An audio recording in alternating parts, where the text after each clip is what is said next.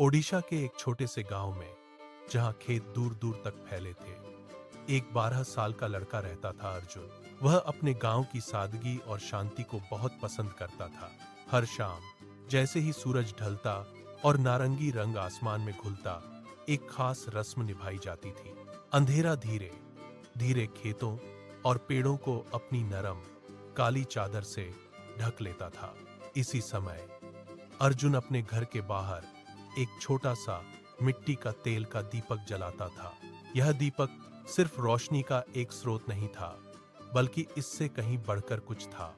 यह कोई साधारण दीपक नहीं था, बल्कि एक पुरानी परंपरा का प्रतीक था। कई साल पहले उसके प्यारे दादाजी ने उसे एक गहरी बात बताई थी। दादाजी ने कहा था, मेरे बच्चे, जब तक यह दीपक जलता रहेगा, हमारे गांव की उम्मीद जिंदा रहेगी। अर्जुन ने उन शब्दों को अपने दिल में संजो कर रखा था और हर शाम उन्हें याद करता था। एक रात आसमान में अचानक काले बादल छा गए और एक भयंकर तूफान आ गया। दूर से ही गरजने की आवाजें आने लगीं, जो धीरे धीरे पास आती जा रही थीं। बिजली कड़कती पूरे गांव को एक पल के लिए रोशन कर देती, फिर सब अंधेरा हो जाता। तेज हवाएं पेड़ों को इतनी जोर से झुका रही थीं, मानो वे टूट जाएंगी। गांव वाले डरकर अपने अपने घरों में दुबक गए, खिड़कियां बंद कर ली। तूफान की भयावहता बढ़ती जा रही थी और हर कोई सहमा हुआ था। अचानक हवा और भी तेज हो गई। उसकी गर्जना कानों को चीर रही थी। बाहर जल रहे दीपक की छोटी सी लौ हवा के थपेड़ों से बुरी तरह कांपने लगी। अर्जुन की मां ने चिंता से चिल्लाया, अर्जुन, अंदर आ जाओ, बाहर बहुत खतरनाक है। लेकिन अर्जुन अपनी जगह से हिला नहीं। उसे दादाजी के शब्द याद आ रहे थे। वह जानता था कि उसे दीपक को बचाना होगा, चाहे कुछ भी हो जाए। बिना एक पल गंवाए वह तेजी से बाहर भागा, बारिश में भीगने की परवाह किए बिना। अपने छोटे छोटे हाथों से उसने दीपक को ढक लिया, उसे तूफान से बचाने की कोशिश की। बारिश की बूंदें तीरों की तरह गिर रही थीं, उसके कपड़ों को भिगो रही थीं। दीपक की लौ कमजोर होती जा रही थी।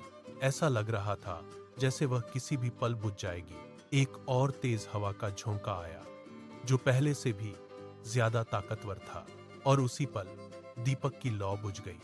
चारों ओर अचानक घना अंधेरा छा गया।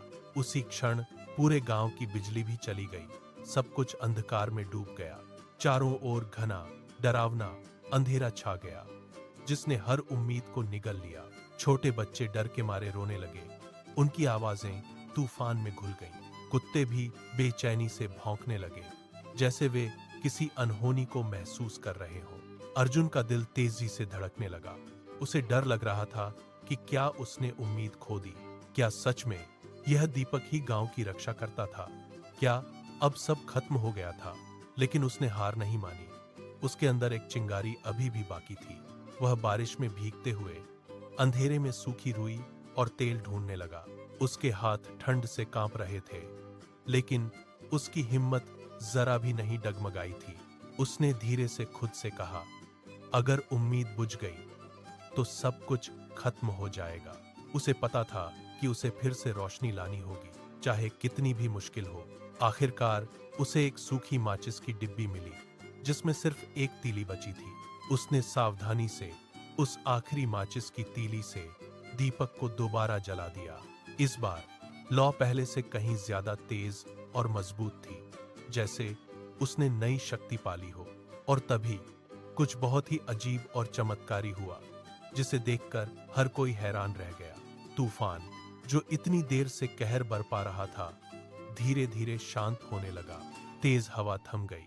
उसकी गर्जना अब सिर्फ एक हल्की फुसफुसाहट बन गई। आसमान का गरजना भी रुक गया। बिजली कड़कनी बंद हो गई।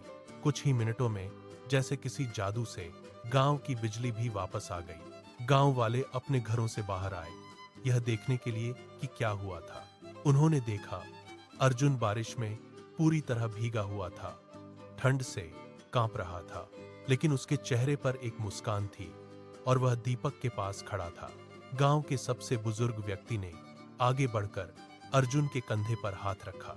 उन्होंने कहा, मेरे बच्चे, यह तूफान किसी जादू से नहीं रुका है।